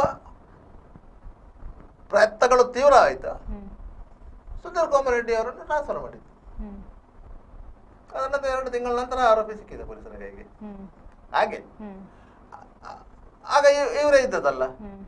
ಈಗ ಮೊನ್ನೆ ಇವರೇ ಬಂದ್ರಲ್ಲ ಪುನಃ ಕಮಿಷನರ್ ಆಗಿ. ಆಗ ನಿಲ್ಲಿಸಿದ ತನಿಖೆಯನ್ನು ಈಗ ಮುಂದುವರಿಸಲಿ. ಕಾನೂನಲ್ಲಿ ಅವಕಾಶ ಇಲ್ಲ. ಕೇಳಿದ್ರೆ ಹೇಳ್ತಾರೆ ಕಾನೂನಲ್ಲಿ ಅವಕಾಶ ಇಲ್ಲ ಅಂತ. ಅದನ್ನು ಯಾವ ಅಧಿಕಾರಿಗಳು ಮಾಡಲಿಲ್ಲ. ಅದ್ರ ನಂತರ ಬಂದ ಅಧಿಕಾರಿ ಅದನ್ನು ಮಾಡ್ಬೇಕಿತ್ತಲ್ಲ, ಅದನ್ನು ಮಾಡಲಿಲ್ಲ. ಯಾಕಂತ ಹೇಳಿದ್ರೆ ಯಾವ ಅಧಿಕಾರಿಯು ಬಂದು ಕೂತುಕೊಂಡ ಮೇಲೆ ಅಲ್ಲಿಂದ ಎದ್ದು ಹೋಗ್ಲಿಕ್ಕೆ ಮನಸ್ಸು ಮಾಡುವುದಿಲ್ಲ ದಕ್ಷಿಣ ಕನ್ನಡ ಜಿಲ್ಲೆಯಲ್ಲಿ. ಬರ್ಲಿಕ್ಕೆ 10 ಸಾರಿ ಆಲೋಚನೆ ಮಾಡ್ತಾನೆ, ಹೋಗ್ಬೇಕಾ ಬೇಡವಾ ಅಂತೇಳಿ. ಬಂದ ಮೇಲೆ ಇಲ್ಲಿಂದ ಹೋಗ್ಲಿಕ್ಕೆ ಮನಸ್ಸು ಮಾಡುದಿಲ್ಲ. ಆದ್ರೆ ಟ್ರಾನ್ಸ್ಫರ್ ನಾನು ಏನು ಬೇಕಾದ್ರೆ ಮಾಡ್ತೇನೆ ಅಂತ ಯಾವ ಅಧಿಕಾರಿಯೂ ಮಾಡುದಿಲ್ಲ. ಆದ್ರೆ ಅವರಿಗೆ ಏನಿರ್ತದೆ ಅಂತೇಳಿ ಅವರ ಮನಸ್ಸಲ್ಲಿ ನನ್ನ ಹೆಸರು ಇಲ್ಲಿ ಉಳಿಬೇಕು ಅಂತ. ನಾವು ಇಲ್ಲಿ ಒಂದು 50 ಮಂದಿ ಅಧಿಕಾರಿಗಳನ್ನು ನೋಡಿ ಆಗಿದೆ, ಯಾವ್ಯಾವ ಅಧಿಕಾರಿಗಳು ಯಾವ್ಯಾವ ರೀತಿಯಲ್ಲಿ ತನಿಖೆ ಮಾಡಿದ್ದಾರೆ, ಯಾವ ರೀತಿಯಲ್ಲಿ ಇಲ್ಲಿ ಆರ್ಡರ್ ಕಂಟ್ರೋಲ್ ಮಾಡಿದ್ದಾರೆ, ಎಲ್ಲವೂ ಗೊತ್ತಿದೆ, ಗೊತ್ತಿಲ್ಲ ಅಂತ ಏನಿಲ್ಲ. ಯಾವ್ಯಾವ ಅಧಿಕಾರಿ ಮೇಲೆ ಯಾವ ಯಾವ ಎಲಿಗೇಷನ್ಗಳಾಗಿದೆ, ಯಾರ್ಯಾರು ಇಲ್ಲಿ ಎಷ್ಟೆಷ್ಟು ದುಡ್ಡು ಮಾಡಿಕೊಂಡು ಹೋಗಿದ್ದಾರೆ. ಒಬ್ಬ ಅಧಿಕಾರಿ ಅಂತೂ ತನ್ನ ಗೋಶಾಲೆಗೆ 100 ದನ ಇಟ್ಕೊಂಡು ಹೋಗಿದ್ದಾನೆ, ಅಂತವರು ಬಂದಿದ್ದಾರೆ ಇಲ್ಲಿಗೆ, ಇಲ್ಲ ಅಂತ ಹೇಳಿಲ್ಲ. ಅದರಿಂದಾಗಿ ಯಾವ ಅಧಿಕಾರಿಯನ್ನು ನಾವು ನೇರವಾಗಿ ಕಣ್ಣು ಮುಚ್ಚಿಕೊಂಡು ಒಪ್ಪಿಕೊಳ್ಳುವುದಿಲ್ಲ. ಅವರು ಪ್ರಾಮಾಣಿಕರು, ದಕ್ಷರು, ತನ್ನ ಕೈ ಕೆಳಗಿನ ಅಧಿಕಾರಿಗಳೊಂದಿಗೆ ಒಳ್ಳೆಯ ಸಂಬಂಧ ಇಟ್ಟುಕೊಂಡು ಅವರನ್ನು ಕಾನೂನು ಪಾಲನೆ ಮಾಡುವಲ್ಲಿ ಪ್ರೇರೇಪಿಸಿ ಕೆಲಸ ಮಾಡಿಸ್ತಾರೆ ಅನ್ನುವ ನಂಬಿಕೆ ನಮಗೆ ಇಲ್ಲ. ಅವರು ಮಾಡಿ ತೋರಿಸಬೇಕು. ಯಾಕಂದ್ರೆ ಮಂಗಳೂರು ನಗರ ಕಮಿಷನರ್ ಸುಧೀರ್ ಕುಮಾರ್ ರೆಡ್ಡಿ ಅವರು ಬಂದಿದ್ದಾರೆ, ಹಿಂದೆ SP ಆಗಿ ಅವರಿಗೆ ಇಲ್ಲಿ ಜಿಲ್ಲೆಯ ಅನುಭವ ಇದೆ. ಯಾಕಂದ್ರೆ ಈ ಜಿಲ್ಲೆಯೇ ಈ ಹಿಂದೆ ಕೋಮು ಸೂಕ್ಷ್ಮ ಪ್ರದೇಶ ಅಂತ ಹೇಳಿ ಗುರುತಿಸಲ್ಪಟ್ಟಂತ ಇಲ್ಲಿಗೆ ಪೊಲೀಸ್ ಇಲಾಖೆಯ ಮುಖ್ಯಾಧಿಕಾರಿಯಾಗಿ ಬರುವವರು ಈ ಜಿಲ್ಲೆಯಲ್ಲಿ ಮೊದಲು ಕರ್ತವ್ಯ ನಿರ್ವಹಿಸಿ ಅನುಭವ ಇರಬೇಕು ಆಗಬೇಕು ಅಂತೇಳಿ ಒಂದು ರೂಲ್, ಒಂದು ಸರ್ಕಾರದ ಯಾರೋ ಒಬ್ಬ ಅಧಿಕಾರಿ ಒಬ್ಬ ಟಿಪ್ಪಣಿ ಮಾಡ್ತಿದ್ದ. ಆ ಟಿಪ್ಪಣಿಯ ಆಧಾರದಲ್ಲಿ ಇಲ್ಲಿ ಹಿಂದೆ ಕೆಲಸ ಮಾಡಿದವರನ್ನು ಹುಡುಕುವುದು. ಈಗ IGP ಆಗಿ ಅಮಿತ್ ಸಿಂಗ್ ಬಂದಿದ್ದಾರೆ. ಅವರು ಹಿಂದೆ ಇಲ್ಲಿ ASP ಆಗಿದ್ದವರು, ಪುತ್ತೂರಲ್ಲಿ ASP ಆಗಿದ್ರು, ಮಂಗಳೂರಲ್ಲಿ ASP ಆಗಿದ್ರು. ಒಳ್ಳೆ ಹೆಸರಿತ್ತು ಆ ಸಂದರ್ಭದಲ್ಲಿ ಅಮಿತ್ ಸಿಂಗ್ಗೆ. SP ಆಗಿದ್ರು, ಈಗ IG ಆಗಿ ಬಂದಿದ್ದಾರೆ ಇದೇ ಪಡೆಗೆ. ಯಾಕಂದ್ರೆ ಇದು ಆಂತರಿಕ ಭದ್ರತಾ ವಿಭಾಗದ ಅಡಿಯಲ್ಲಿ ಬರುವಂತ ಪಡೆಗೆ. ಆಕ್ಚುಲಿ IGP ಅವರನ್ನೇ ಮುಖ್ಯಸ್ಥರನ್ನಾಗಿ ಮಾಡಬೇಕಿತ್ತು. ಯಾಕಂತ ಹೇಳಿದ್ರೆ ಅವರು ಸೂಪರ್ವೈಸನ್ ಆಫೀಸರ್. IGP ಪೋಸ್ಟ್ ಅಂತ ಹೇಳಿದ್ರೆ ಸೂಪರ್ವೈಸನ್ ಆಫೀಸರ್. ನಿಮಗೆ ತಮಾಷೆ ಅಂತ ಏನು ಹೇಳಿದ್ರೆ, ಇಡೀ ಪೊಲೀಸ್ ವ್ಯವಸ್ಥೆಯಲ್ಲಿ FIR ಮಾಡಲಿಕ್ಕೆ ಠಾಣಾ ಪ್ರಭಾರಿ ಇದ್ರೆ ಹೆಡ್ ಕಾನ್ಸ್ಟೇಬಲ್ಗೆ ಪವರ್ ಇದೆ, ASIಗೆ ಪವರ್ ಇದೆ, ಸಬ್ ಇನ್ಸ್ಪೆಕ್ಟರ್ಗೆ ಪವರ್ ಇದೆ. ಈ ಮೂವರನ್ನು ಬಿಟ್ರೆ ಬೇರೆ ಯಾರಿಗೂ FIR ಮಾಡುವ ಪವರ್ ಇಲ್ಲ. ಅಂತಹ ಸಂದರ್ಭದಲ್ಲಿ ಒಂದು ಮನೆಯ ಒಳಗೆ ಹೋಗಿ ಒಂದು ಅಕ್ರಮ ಚಟುವಟಿಕೆಗಳನ್ನು ಪತ್ತೆ ಹಚ್ಚಿದ ಸಂದರ್ಭದಲ್ಲಿ, ಒಂದು ಲಾಡ್ಜ್ಗಳಿಗೆ ನುಗ್ಗಿ ಒಂದು ಅಕ್ರಮ ಚಟುವಟಿಕೆಯನ್ನು ಪತ್ತೆ ಹಚ್ಚಿದ ಸಂದರ್ಭದಲ್ಲಿ ಅಂತ FIR ಅನ್ನು ಸಬ್ ಡಿವಿಷನಲ್ ಮಟ್ಟದ ಅಧಿಕಾರಿ FIR ಮಾಡಬೇಕಂತ ನಿಯಮ ಇರೋದ್ರಿಂದ DSPಗಳಿಗೆ FIR ಮಾಡಬಹುದು. ಅದಕ್ಕಿಂತ ಮೇಲಿನ ಯಾವ ಅಧಿಕಾರಿಯು ಅವನಿಗೆ ಸ್ವತಃ ಏನಾದರೂ ತೊಂದರೆ ಆದರೂ ಅವನಿಗೆ FIR ಮಾಡುವ ಅಧಿಕಾರ ಇಲ್ಲ ಕಾನೂನಿನಲ್ಲಿ. ಅವ ಪೊಲೀಸ್ ಸ್ಟೇಷನ್ ಹೋಗಿ ಹೆಡ್ ಕಾನ್ಸ್ಟೇಬಲ್ ಹತ್ರ FIR ಮಾಡಿಸ್ಬೇಕು, ಒಬ್ಬ DG ಆದವರು. ಇಂಥ ಕಾನೂನಿನ ವ್ಯವಸ್ಥೆ ಇದೆ. ಅಂತಹ ಸಂದರ್ಭದಲ್ಲಿ ಒಬ್ಬರು ಅಧಿಕಾರಿ ಒಂದು ವ್ಯವಸ್ಥೆಯನ್ನ ಬದಲಾಯಿಸ್ತಾರೆ ಎನ್ನುವುದನ್ನು ಈಗ ಸುಧೀರ್ ಕುಮಾರ್ ರೆಡ್ಡಿ ಅವರು ಬಂದ ಸಂದರ್ಭದಲ್ಲಿ ನಾವು ಮೊನ್ನೆ ಸಹ ಅದನ್ನು ಚರ್ಚೆ ಮಾಡಿದ್ದೇವೆ. ಕಲ್ಲು ಗಣಿಗಾರಿಕೆ, ಮರಳು ಗಣಿಗಾರಿಕೆ, ಇದು 2 ಸ್ತಬ್ಧ ಆಯಿತು. ಇದರಿಂದಾಗಿ ನಿರ್ಮಾಣ ಹಂತದ ಕಟ್ಟಡಗಳಿಗೆ, ಕಾಂಟ್ರಾಕ್ಟರ್ಗಳಿಗೆ, ಕೆಲಸಗಾರರಿಗೆ ತೊಂದರೆಯಾಗಿದೆ.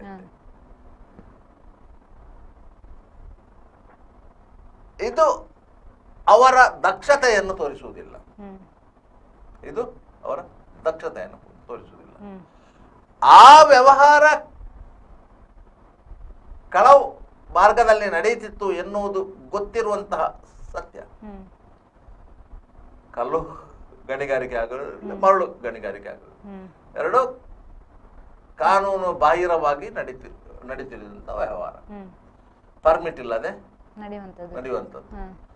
ಅಂತ ಅವರು ಪೊಲೀಸ್ ಠಾಣೆಗೆ ತಿಂಗಳ ಮಾಮೂಲಿ ಕೊಟ್ಟೆ ವ್ಯವಹಾರ ಮಾಡುವಂಥವು. ಹ್ಮ್ ವ್ಯವಹಾರ ಮಾಡುವಂಥವು. ಹ್ಮ್ ಪೊಲೀಸರು ತಿಂಗಳ ಮಾಮೂಲಿ ಬೇಡ ನೀವು ವ್ಯವಹಾರ ನಿಲ್ಲಿಸಿ ಅಂತ ಹೇಳಿದ್ರೆ ಅವ್ರು ಯಾರೂ ವ್ಯವಹಾರ ಮಾಡೋದಿಲ್ಲ. ಹ್ಮ್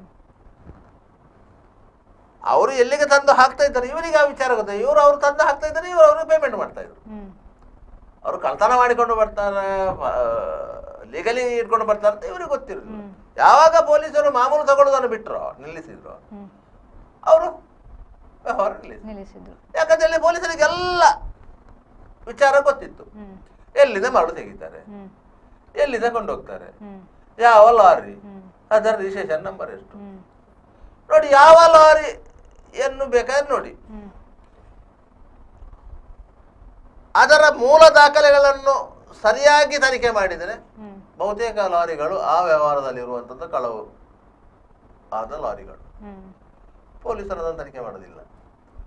ಯಾಕಂತ ಹೇಳಿದ್ರೆ ಆ ಒಂದು ಲಾರಿಯಲ್ಲಿ ಅವ ವ್ಯವಹಾರ ಮಾಡಿದಾಗ ಅವ ಪೊಲೀಸರಿಗೆ ಇಷ್ಟು ಅಂತ ಕೊಟ್ಟಿರ್ತಾನೆ. ಈಗ ಒಂದು ಕೇಸ್ ಆಗಿದೆ, ಕೇಸ್ ಮಾಡಿದ್ರು ಬಿಟ್ಟು ಅಷ್ಟೇ. ಅದು ಸರ್ ಮೇಲಧಿಕಾರಿ ಹೇಳಿದ್ದಾರೆ. ಕೋಳಿ ಅಂಕ ಎಲ್ಲೂ ನಡೀತಾ ಇಲ್ಲ. ಸಾಮಾನ್ಯವಾಗಿ ಜನರಿಗೆ ಗೊತ್ತು SP ಬದಲಾದ ಕೂಡಲೇ ಕೋಳಿ ಅಂಕ ಎಲ್ಲ ನಿಂತಿತ್ತು ಅಂತ ಹೇಳಿ. ಇದೇನು ಅಕ್ರಮವಾಗಿ ನಡೀತಾ ಇರ್ತದೆ? ಇಲ್ಲ, ಅಕ್ರಮವಾಗಿ ನಡೀತಾ ಇಲ್ಲ ಈಗ. ಯಾಕಂದ್ರೆ ಪೊಲೀಸರು ಅವಕಾಶ ಕೊಡ್ತಾ ಇಲ್ಲ. ಇಲ್ಲದ್ರೆ ಪೊಲೀಸ್ ಸ್ಟೇಷನ್ಗೆ ಹೋಗಿ 10,000 ಕೊಟ್ಟೆ ಕೋಳಿ ಅಂಕ ಮಾಡುದು. ಸ್ವಾಮಿ ಅವು ಬೊಬ್ಬರಿಯನ ಘಟ್ಟ, ಒಂದು ಅಡ್ಡದ ಘಟ್ಟ ಅಂತ ಹೇಳಿ 10,000 ಕೊಡದಿದ್ರೆ ಯಾವ ಘಟ್ಟವೂ ಇಲ್ಲ. ಈಗ ಪೊಲೀಸರಿಗೆ ಏನಂತಲ್ಲಿ 10,000 ತಗೊಳ್ಳಿಕ್ಕೆ ಧೈರ್ಯ ಇಲ್ಲ. SP ಸಾಹೇಬರಿಗೆ ಇಲ್ಲದ್ರೆ ಕಮಿಷನರ್ ಸಾಹೇಬರಿಗೆ ಗೊತ್ತಾಗಿ ಅವರು ಬೇರೆ ಠಾಣೆಯ ಪೊಲೀಸರನ್ನು ಕಳಿಸಿ ರೈಡ್ ಮಾಡಿದ್ರೆ ನಾವು ಸಿಕ್ಕಿ ಬೀಳ್ತೇವೆ ಅಂತ. ಮೊನ್ನೆ ವಿಟ್ಲ ಠಾಣೆಯ ಸಬ್ ಇನ್ಸ್ಪೆಕ್ಟರ್ ಕೌಶಿಕ್ ಸಸ್ಪೆಂಡ್ ಆದ್ದು ಆ ರೀತಿ ಒಂದು ಆಡಿಯೋ ವೈರಲ್ ಆದಕ್ಕೆ, ಹೊಸ ಜುಗಾರಿಗೆ ಸಂಬಂಧಪಟ್ಟ ಹಾಗೆ ವೈರಲ್ ಆಗಿರೋದು. ಅದರಿಂದಾಗಿ ಅಂತಹ ವ್ಯವಸ್ಥೆ ಇರುವುದರಿಂದ ನಿಮಗೆ ಮೇಲ್ನೋಟಕ್ಕೆ ಗೊತ್ತಾಗುತ್ತೆ ಇವರು ಬಾರಿ ದಕ್ಷ ಮತ್ತು ಪ್ರಾಮಾಣಿಕ ಅಧಿಕಾರಿ. ಪ್ರಾಮಾಣಿಕತೆಯನ್ನು ನಾವು ಪ್ರಶ್ನೆ ಮಾಡುವುದಿಲ್ಲ, ನಾವು ಪ್ರಶ್ನೆ ಮಾಡೋದು ದಕ್ಷತೆಯನ್ನು. ಒಬ್ಬ ಪ್ರಾಮಾಣಿಕ ಅಧಿಕಾರಿ ದಕ್ಷ ಅಧಿಕಾರಿ ಆಗಿರ್ಬೇಕಂತ ಇಲ್ಲ, ಒಬ್ಬ ದಕ್ಷ ಅಧಿಕಾರಿ ಪ್ರಾಮಾಣಿಕ ಆಗಿರ್ಬೇಕಂತಿಲ್ಲ. ಪ್ರಾಮಾಣಿಕತೆಯೇ ಬೇರೆ, ದಕ್ಷತೆಯೇ ಬೇರೆ. ಶ್ರೀಮಂತ್ ಕುಮಾರ್ ಸಿಂಗ್ SP ಇದ್ರು ಇಲ್ಲಿ, ಈಗ ಬೆಂಗಳೂರು ನಗರ ಪೊಲೀಸ್ ಆಯುಕ್ತರು, ಅತ್ಯಂತ ದಕ್ಷ ಅಧಿಕಾರಿ. ಆದ್ರೆ ಪ್ರಾಮಾಣಿಕರ ಅಲ್ಲ. ಅಲ್ಲ, ಯಾವುದೇ ಒಂದು ಘಟನೆ ನಡೆದರೆ ಸ್ಥಳೀಯ ಪೊಲೀಸ್ ಠಾಣೆಯ ಒಬ್ಬ ಹೆಡ್ ಕಾನ್ಸ್ಟೇಬಲ್ ಹೋಗುವುದಕ್ಕಿಂತ ಮೊದಲು ಕೇಂದ್ರ ಸ್ಥಾನದಿಂದ SP ಹೋಗಿ ರೀಚ್ ಆಗ್ತಾ ಇದ್ರು. ಒಂದು ಘಟನೆ ನಡೆದ್ರೆ ಆ ಘಟನೆಯ ಆರೋಪಿಗಳು ಪತ್ತೆ ಹಚ್ಚುವವರೆಗೆ ರೋಡಲ್ಲಿ ನಿಲ್ತಾ ಇದ್ರು. ಅದು ದಕ್ಷತೆ, ಅದೇ ಪ್ರಾಮಾಣಿಕತೆ ಅಂತ. ಪ್ರಾಮಾಣಿಕತೆಯೇ ಬೇರೆ, ದಕ್ಷತೆಯೇ ಬೇರೆ. ಅದರಿಂದಾಗಿ ಸುಧೀರ್ ಕುಮಾರ್ ರೆಡ್ಡಿ ಅವರನ್ನು ನಾವು ಪ್ರಾಮಾಣಿಕರಲ್ಲ ಅಂತ ಹೇಳೋದಿಲ್ಲ, ಪ್ರಾಮಾಣಿಕರೇ. ದಕ್ಷರು ಅಲ್ಲ ಅಂತ ಹೇಳೋದಿಲ್ಲ, ದಕ್ಷರೇ. ಆದರೆ ಅವರ ಒಟ್ಟಿಗೆ ಇರುವಂತಹ ಕಾಲಾಳುಗಳು ಇರ್ತಾವಲ್ಲ, ಅಂದ್ರೆ ಸಿಬ್ಬಂದಿಗಳು, ಅದನ್ನು ಅವರಿಗೆ ಮೇಯಿಸಲಿಕ್ಕೆ ಸಾಧ್ಯ ಆಗ್ತದ ಅಂತ ಹೇಳಿ. ಯಾಕಂತ ಹೇಳಿದ್ರೆ ಇಲ್ಲಿರುವಂತ ಎಲ್ಲ ಅಧಿಕಾರಿಗಳು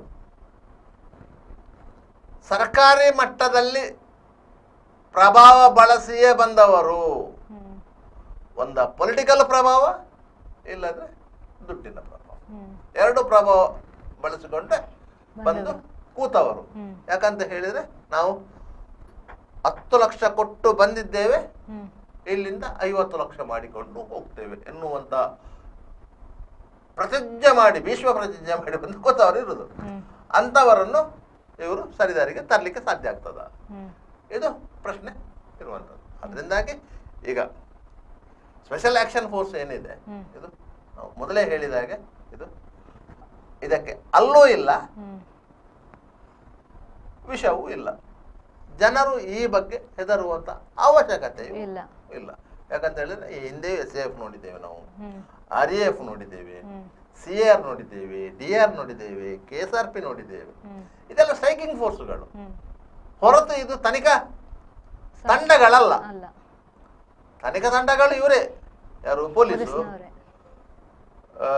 CCP, ಇವರೇ ತನಿಖಾ ತಂಡಗಳು, ಬೇರೆ ಯಾರು ಅಲ್ಲ. ಇಲ್ಲ, ಆಯಾ ಸಂದರ್ಭದಲ್ಲಿ ರೂಪುಗೊಳ್ಳುವಂತಹ ಒಂದು ತಂಡಗಳೇ ಹೊರತು ಬೇರೆ ಏನು ಅಲ್ಲ. ಇದಾಗಿ ಈ ಹೊತ್ತಿನ ಸುದ್ದಿಗೊಂದು ಗುದ್ದು ನಿರಂತರ ಸುದ್ದಿ ಮಾಹಿತಿ ಮನೋರಂಜನೆಗಾಗಿ ನೋಡ್ತಾ ಇರಿ V4 news.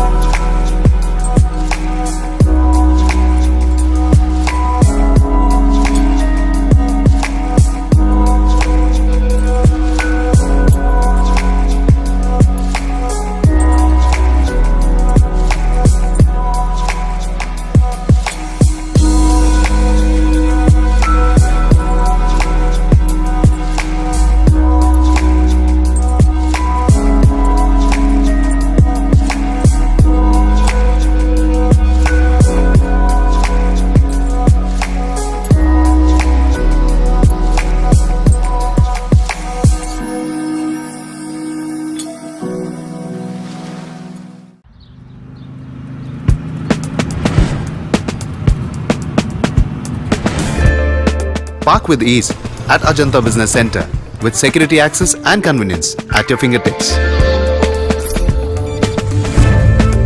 Step into a welcoming lobby where a warm smile greets you and your clients. With top-tier amenities, Ajanta set the stage for our success, leading us to Ashoka Business Center as our next upgrade. Invest in workspaces managed by Vortex. Invest Smart. Invest in Mangaluru.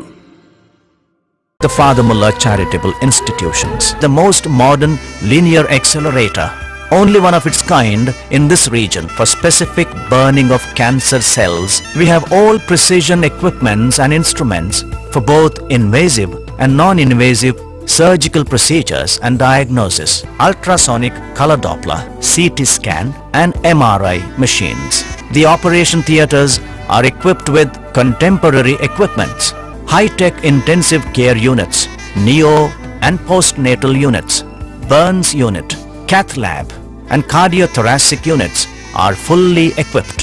Our NICU is the largest in the city.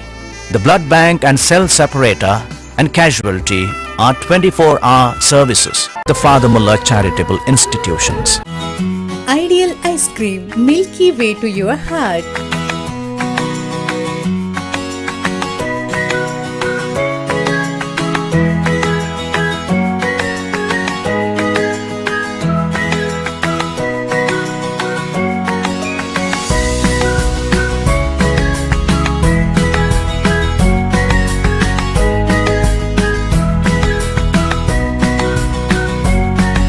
Embellished with a variety of fruits and flavored with rich crunch and chips, they treat your taste buds. Ideal ice cream.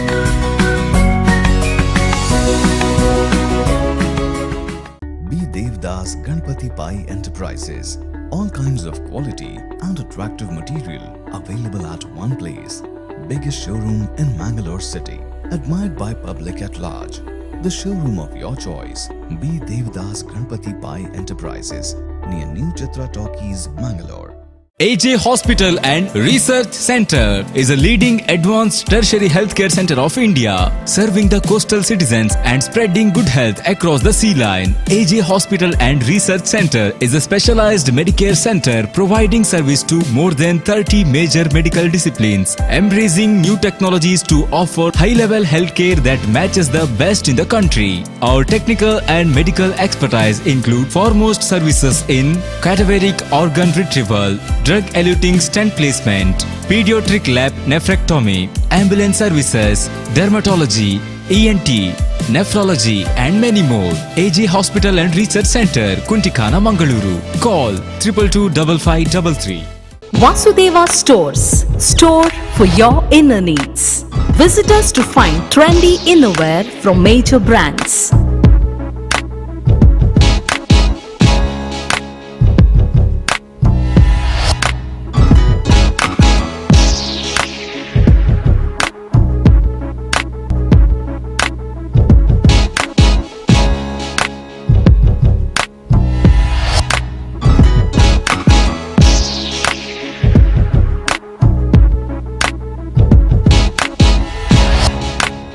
Visit Vasudeva Stores, ground floor, Ideal Towers near Sharavu Ganapati Temple, Mangaluru. Hi ದೂರ ಪೈರು ರವಿ ಅಣ್ಣ ಏನು ಆಶೀರ್ವಾದಕ್ಕೆ join ಆಯ್ರ ಬೈನಿ ಆಶೀರ್ವಾದ ಬಂಡ ಒಂಜಿ scheme ಅವಟ್ಟೆ ಇಲ್ಲುಂಡು bike ಉಂಡು car ಉಂಡು ಇಲ್ಲಾಗ ಬೋಡೇನ ಮಾತ ಐಟಮ್ಲ ಉಂಡು ಗ್ಯಾರಂಟಿ ಉಂಡತ ನಂಬಿಕೆಗೆ ನನಂಜಿ ಪುದರೆ ಆಶೀರ್ವಾದ ಯಾನ ಸೇರ್ದೆ ನಿಕ್ಲ ಸೇರ್ಲವೇ ತುಳುನಾಡದ ಮಾಂತ ಬಂದಲಿಗಳ ಸೊಲ್ಮೆಲು ಆಶೀರ್ವಾದ 2.0 ಯಾನ ಸೇರ್ದೆ ನಿಕ್ಲ ಸೇರ್ಲಿ.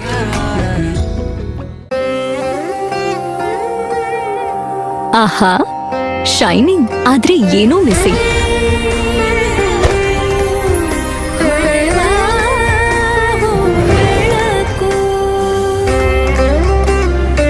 ಇದು ಹೊಳಿತಿದೆ ನಿಮ್ ಥರಾನೇ. ನೀನು ಸಹ ಹೊಳಿತಿದೆಯಾ? ಶತಮಾನದ ವಾರಸುದಾರಿಕೆಯ ಹೊಸ ಮುಖ ಭೀಮಾ. ಬದಲಾವಣೆ ಹೊಳೆಯುತ್ತಿದೆ.